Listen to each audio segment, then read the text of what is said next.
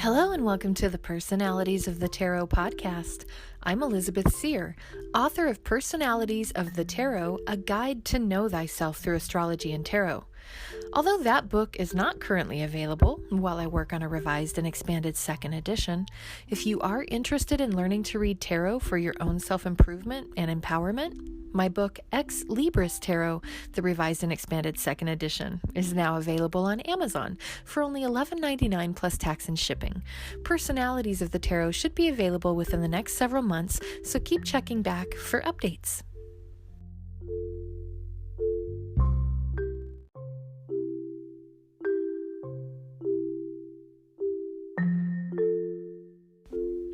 Today is October 13th, 2020, and Mercury is moving into its pesky retrograde position, but for the last time this year. That'll be until November 3rd. But remember, we always add a few days on the end of a retrograde period before, especially with Mercury, before making a big buy, signing documents, etc. Now is a time to revisit, redo, revise, repair. I call Mercury retrograde the re-season because it's a time to go back and look over what you've already created. It's not the best time to start anything new, especially with Mars still in retrograde. Holy cow, I've been having a difficult time with my own personal energy or chi since Mars went retrograde last month. The big red action planet goes forward again November 13th, so hopefully we'll start feeling things pick back up by holiday season, by Thanksgiving. I'm hoping by mid-November I'll be feeling more energy and just more forward movement in life. But what does this mean for the election, the upcoming U.S. election? Well, we're already seeing it.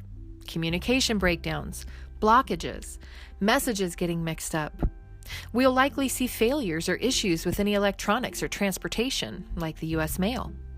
Please, if you can, vote early and make sure you drop off at a location that is a legitimate drop-off location run by your state government and not a particular party.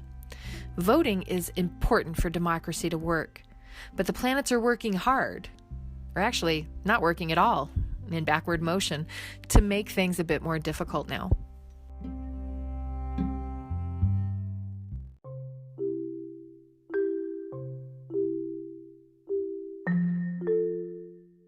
We're now at the end of Libra, which is served up with the energy of the Four of Swords from October 12th to the 22nd.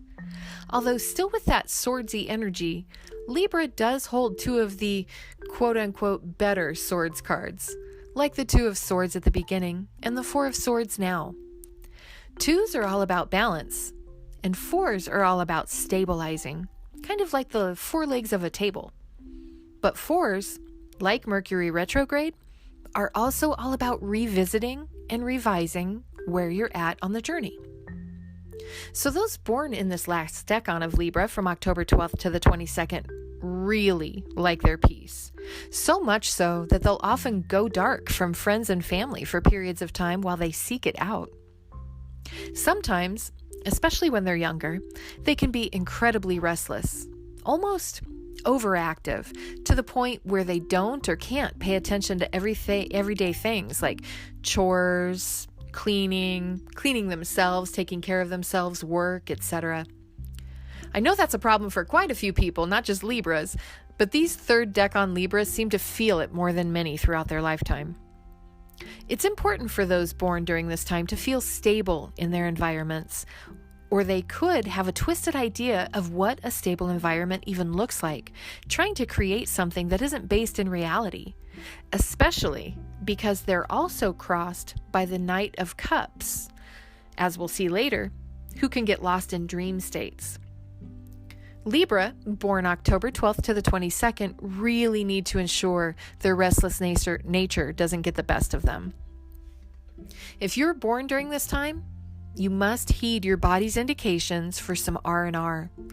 If you don't get the rest you need, you may not be able to complete important tasks and achieve goals due to a lack of or misplacing energy. For those of all signs now, this last 10 days of Libra should be a time for preparation and contemplation. This is a time for gaining clarity through quietude and seclusion, not unlike the Hermit in Virgo. Every time I see this card in a reading, it tells me there's a need for quiet thought, and maybe even a period where you write out a pros and cons list about your plans for the future.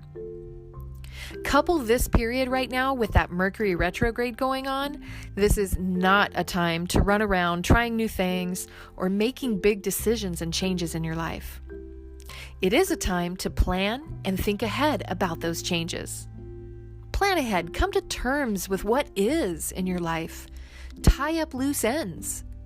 You need time to think about your future, and there's no time like the present.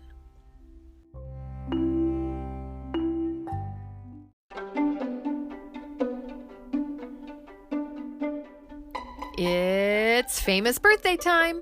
Here's a random list of some of the famous or infamous born October 12th to the 22nd at the end of Libra. Lenny Bruce, Paul Simon, E.E. Cummings, Michael Balzeri, also known as Flea, John Lithgow, Carrie Fisher, Hugh Jackman, Sacha Baron Cohen, Lillian Gish, Cliff Richard, Dwight D. Eisenhower, Usher, Friedrich Nietzsche, Oscar Wilde, Nico, Tim Robbins. On a side note there, he was previously in a 23-year relationship with fellow Libra, Susan Sarandon.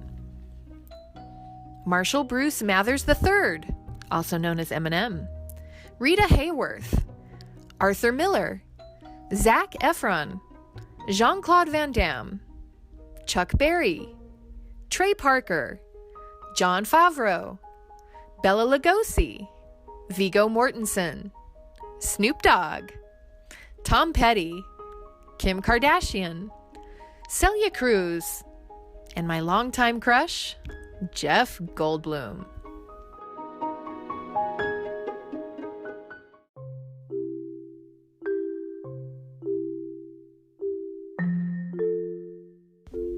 The reign of the Queen of Swords has ended, and we move from intellect to feeling with the Knight of Cups from October 12th through November 11th.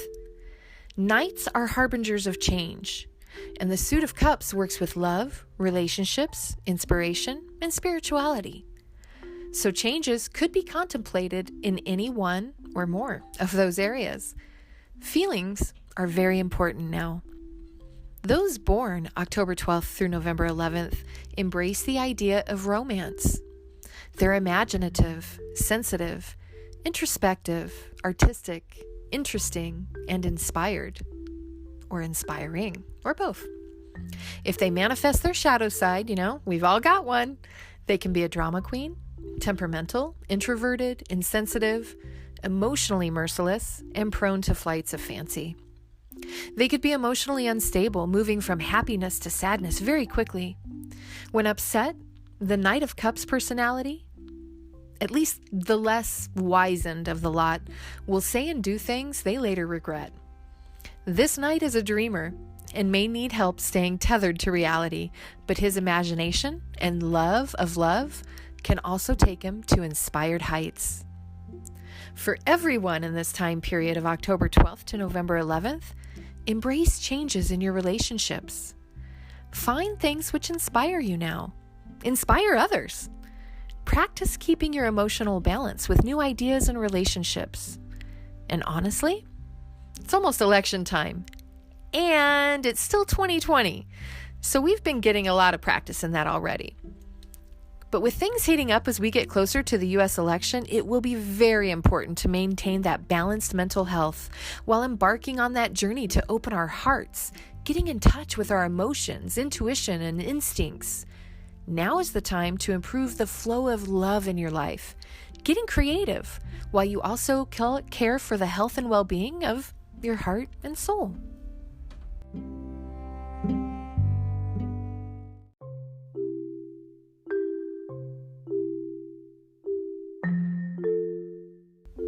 My advice right now? Lay low. Your mantra for the next 10 days or so is, peace and relaxation allows me to take the time to plan for the right moves. Don't forget to use your downtime to be grateful for that which you already have. In doing so, you're letting the universe know you'd like more of that, please.